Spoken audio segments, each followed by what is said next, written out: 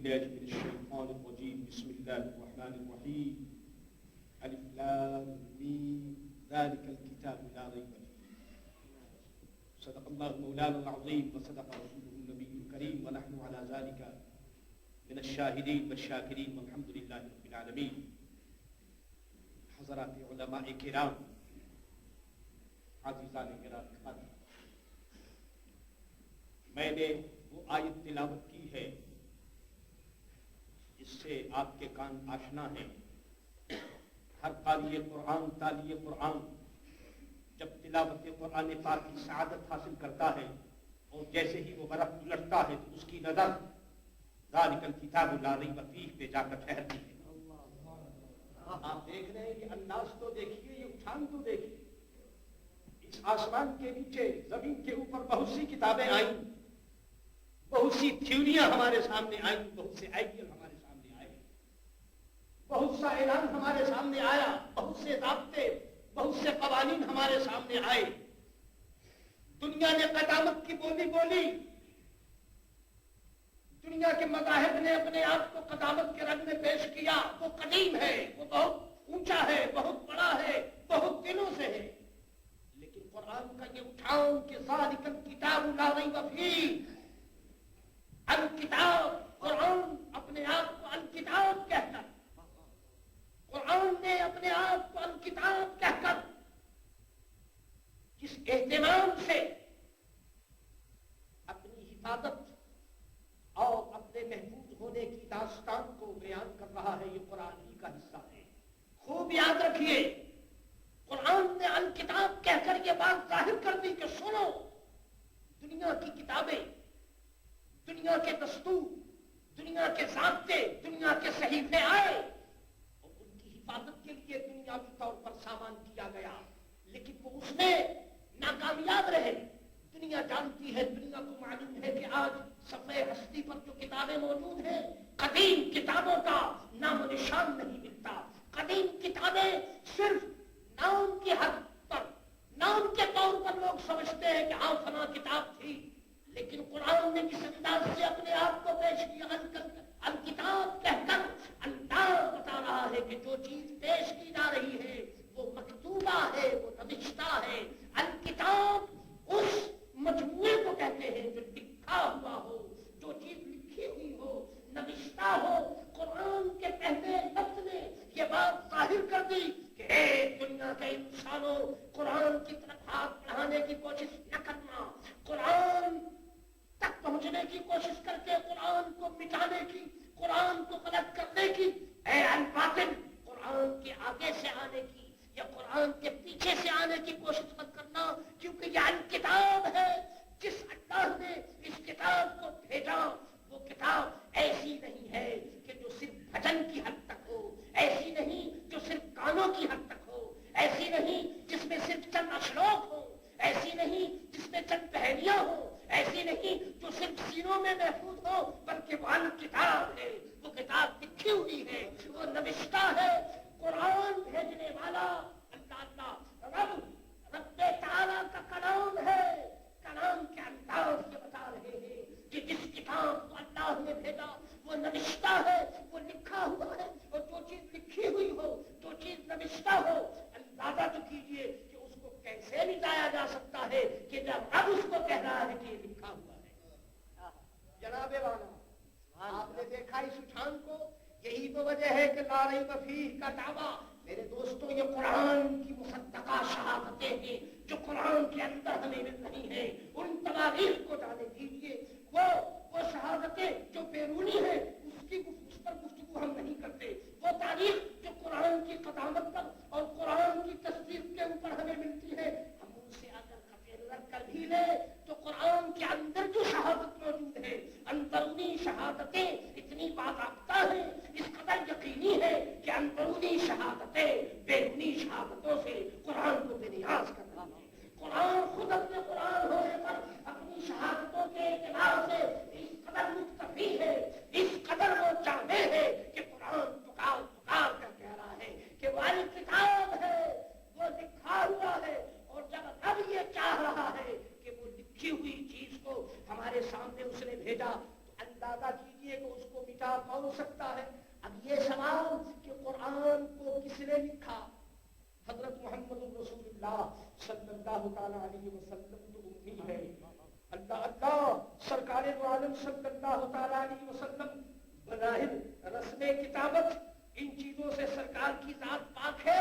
تو قرآن نے خود کہا کہ انسانوں سنو، قرآن لکھا گیا، قرآن کو لکھایا گیا، قرآن لکھانے والے نے لکھایا. قرآن کی آواز گونجی مکتوب کتاب مسطور فی لوح منشور. قرآن نے کہا کہ کہاں لکھا گیا، کس پر لکھا گیا؟ اے قرآن کو بدنام کرنے والوں، قرآن کو مٹانے والوں، قرآن نہیں مل سکتا کیونکہ یہ کتاب ہے. منشور یہ جلدی پر، ایسی جلدی جو کھلی ہوئی جلدی ہے، جو واضح جلدی ہے. رق منشور اللہ اللہ ایسی جلدی کہ جو خاص طور پر کتابت کے لیے استعمال پہلے بھی کی جاتی رہی ہے. انجیل مقدس کو اسی جلدی پر لکھا گیا، توریت مقدس کو بھی اسی جلدی پر لکھا گیا. قرآن کہتا فی رق منشور، یہ جو کتاب ہے مستور و کتاب مستور، یہ جو لکھی ہوئی کتاب ہے یہ کس پر لکھی گئی؟ رق منشور پر لکھی گئی. اللہ وہ جلدی کہ جو واضح تھی، جو نمایاں تھی، اس پر یہ لکھی گئی. اندازہ کیجیے کہ جس قرآن کی حفاظت کا سامان اس انداز سے کیا جا رہا ہو کہ رق منشور پر، کھلی ہوئی جلدی پر، نمایاں جلدی پر قرآن لکھا جا رہا ہے. اور لکھانے والے کون؟ اندازہ تو کیجیے کہ لکھے نہ پڑھے جناب والا اور شاگرد رشید حق تعالی. ایک طرف انداز یہ ہے، یہ معجزہ تو دیکھیے کتنا خوبصورت ہے. ایک طرف دنیا یہ کہہ رہی ہے کہ امی ہے، لیکن اس امی کا عالم دیکھیے، اس امی کے علم کو دیکھیے، علم کی پرواز کو دیکھیے، علم کے اٹھان کو دیکھیے. اللہ اکبر، ذرا اندازہ تو کیجیے. اللہ اللہ کہ امی اور ہمدان عالم، امی اور ہمدان عالم، بے سایہ صاحبان عالم، امی اور ہمدان عالم. ایک شخص آتا ہے اور صحابی ہے، بسم اللہ الرحمن الرحیم لکھتے ہیں. وہ سرکار نے ارشاد فرمایا کہ دیکھو یوں لکھو. آپ نے ملاحظہ کیا ہوگا، آپ رات دن دیکھتے ہیں کہ با شین اور میم، تو یہ جو بیچ میں ایک لکیر با اور شین کے درمیان یوں جو لمبی کر دی جاتی ہے، تو یہ لمبی لکیر کیوں ہے؟ اللہ یہ حضرت محمد رسول اللہ کی ہدایت ہے. سرکار نے ارشاد فرمایا کہ صحابی بسم اللہ لکھو اور با شین لکھ کر کے اور ایک لمبی سی لکیر کھینچو میم تک. اللہ امی ہے مگر لکھنے کا طریقہ بتا رہے ہیں، امی ہے مگر کتابت کے انداز سکھا رہے ہیں، امی ہے مگر اپنے کاتبوں کی رہنمائی فرما رہے ہیں، امی ہے مگر لکھے ہوئے کتاب کو ملاحظہ فرما رہے ہیں. کیا کہنے ہیں حضرت محمد رسول اللہ صلی اللہ تعالیٰ علیہ وسلم کے انداز علم کے؟ تو یہ رق منشور پر یہ سب کچھ لکھا جا رہا ہے اور محمد رسول اللہ صلی اللہ تعالیٰ علیہ وسلم دکھا رہے ہیں. اب سنیے وہ لکھنے والے اور کیسے تھے؟ فی صحف مکرمۃ مرفوعۃ مطہرۃ بأیدی سفرۃ کرام بررۃ. اللہ اکبر، وہ جو لکھا گیا وہ صحیفوں میں لکھا گیا، اور وہ صحیفے کیسے پاک ہے، بلند مرتبت ہے، وہ عالی ہے، اور وہ جو لکھنے والے نفوس ہیں وہ بھی بلند مرتبے کے ہیں. معلوم یہ ہوا کہ کتابت کی ذمہ داری کے لیے کاتب کا ذمہ دار ہونا ضروری ہے. جب تک کاتب ذمہ دار نہیں ہوگا، جب تک کاتب کی امانت اور دیانت محفوظ نہیں ہوگی، کتابت میں غلط و بدل کا شائبہ ہو سکتا ہے. قرآن نے بتا دیا کہ دیکھو صرف محمد رسول اللہ صلی اللہ تعالیٰ علیہ وسلم کی صحبت کا یہ اثر ہے اور آپ کا یہ اعزاز ہے کہ آپ رہنمائی فرما رہے ہیں. اور آپ کے زیر سایہ جو کتاب ہیں ان کے تقدس کا عالم یہ ہے کہ قرآن ان کے لیے رب اللسان ہے، قرآن کی مدخانی کر رہا ہے. قرآن کہتا ہے کہ یہ ایسے ویسے لوگوں نے نہیں لکھا، ان کا کیریکٹر بھی اونچا تھا، ان کی دیانت بھی اونچی تھی، وہ بڑے بلند مرتبت تھے. اللہ اللہ ایسے لوگوں نے قرآن کو لکھا. اور قرآن کو جب لکھا گیا تو پھر کیا ہوا؟ سنیے قرآن کتنا مشہور ہوا، اس کی کتابت کس قدر مشہور ہوئی. قرآن خود کہتا ہے، یہ میں اندرونی شہادت پیش کر رہا ہوں، قرآن خود اپنے مصدق ہونے پر اور قرآن خود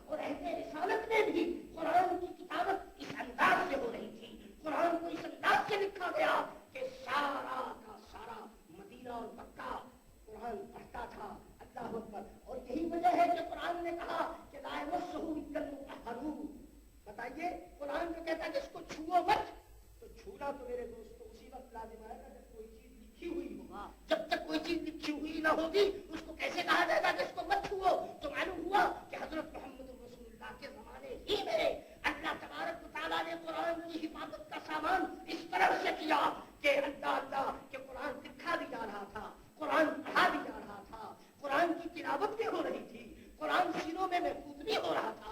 مقصد یہ ہے کہ اللہ تبارک و تعالیٰ نے قرآن کی حفاظت کے سامان کے جتنے رخ تھے، جتنے پہلو تھے، جتنے راستے تھے، جتنے زاویے تھے، انہوں نے متعدل کر دیے، انہوں نے یقینی کر دیے. یہی وجہ ہے کہ آپ کس راستے سے قرآن خود کہتا ہے کہ لا یأتیہ الباطل من بین یدیہ ولا من خلفہ.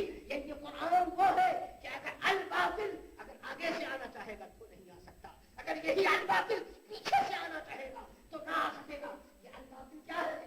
یاد رکھو الباطل یعنی قرآن کے متن کے علاوہ، قرآن کی آیت کے علاوہ، قرآن کی عبارت کے علاوہ اگر کوئی اپنی عبارت کو قرآن کے مقابلے میں پیش کرنا چاہے گا تو قیامت تک نہیں پیش کر سکے گا. قرآن کے دروازے بند کر دیے گئے الباطل کے لیے. الباطل اب نہ آگے سے آ سکتا ہے نہ پیچھے سے آ سکتا ہے. اور یاد رکھو کہ قرآن صرف متن کا نام نہیں، قرآن صرف عبادت کا نام نہیں، قرآن میرے دوستوں متن کے ساتھ ساتھ مفہوم کا بھی نام قرآن ہے.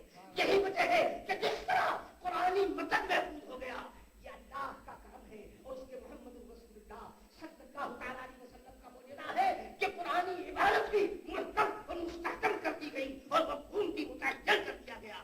اب قرآن کے راستے سے کوئی ذلی نبی نہیں آئے گا، کوئی بروجی نبی نہیں آئے گا کیونکہ مفہوم متعین ہو چکا ہے. اب قرآن کے راستے سے محمد رسول اللہ کے علم میں دہلیہ کا منکر نہیں آئے گا کیونکہ مفہوم متعین ہو چکا ہے. اب قرآنی راہوں سے محمد رسول اللہ کے اختیارات کا منکر نہیں آئے گا کیونکہ مفہوم متعین ہو چکا ہے. اب قرآن کے راستے سے کوئی تخت و تاج نبوت لینے کے لیے نہیں آئے گا کیونکہ رسالت کا مفہوم اور کمالات رسالت کا مفہوم قرآن نے متعین کر دیا ہے. اب کوئی محمد رسول اللہ صلی اللہ تعالیٰ علیہ وسلم کی رحمت پر ہاتھ ڈالنے کی کوشش نہیں کرے گا اور وہ یہ نہیں کہہ سکتا کہ جی وہ بھی رحمت للعالمین ہے. کیوں کہ رحمت للعالمین جہاں عبادت متعین ہے مفہوم بھی متعین ہے اور جب مفہوم متعین ہے تو ذات بھی متعین ہے. وہی ذات ہے جو رحمت للعالمین ہے، وہی ذات ہے جو اول شافع ہے، وہی ذات ہے جو اول مشفع ہے. تو میرے دوستو قرآن صرف عبادت کا نام نہیں، عبادت کے ساتھ ساتھ مفہوم کا بھی نام ہے. اگر کوئی عبادت کا منکر نہیں لیکن مفہوم کا منکر ہے تو یقیناً وہ قرآن کی عبادت کا منکر اور مردود قرار دیا جائے گا. میرے بزرگوں، میرے دوستوں، یہ تو بات لا یأتیہ الباطل ہوتی ہے کہ الباطل نہیں آئے گا.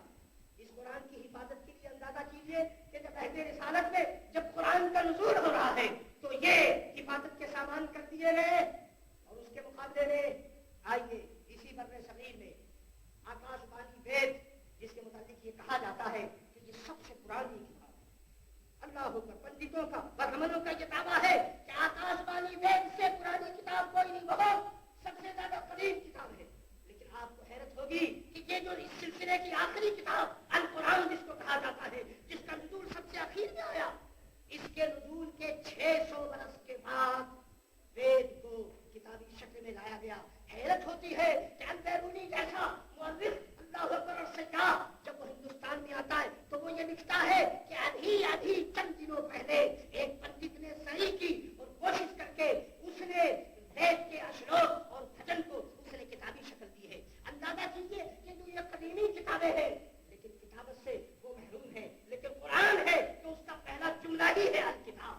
الکتاب کہہ کر قرآن نے اس بات کو بتا دیا کہ اس کو کتابت کے ساتھ، حفظ کے ساتھ اس قدر محفوظ کر دیا گیا ہے کہ پھر قیامت تک قرآن کے خلاف اور قرآن پر کوئی غلط زبان نہیں اٹھے گی، غلط ہاتھ نہیں اٹھیں گے. اور پھر یہی نہیں، اِنَّ عَلَيْنَا جَمْعَهُ وَقُرْآنَهُ، یہ آخری جملہ ہے جو میں آپ سے عرض کر رہا ہوں.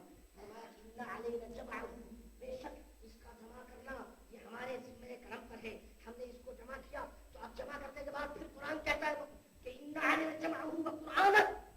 تو اب یہ جمعہ کے بعد قرآن کا لفظ اللہ اس کی تاکید کر رہا ہے کہ بہت سی کتابیں جو جمع تو ہوئی، جو محفوظ تو رہی، لیکن پڑھنے پڑھانے کا دستور ختم ہو گیا، پڑھنے پڑھانے کا رواج ختم ہو گیا.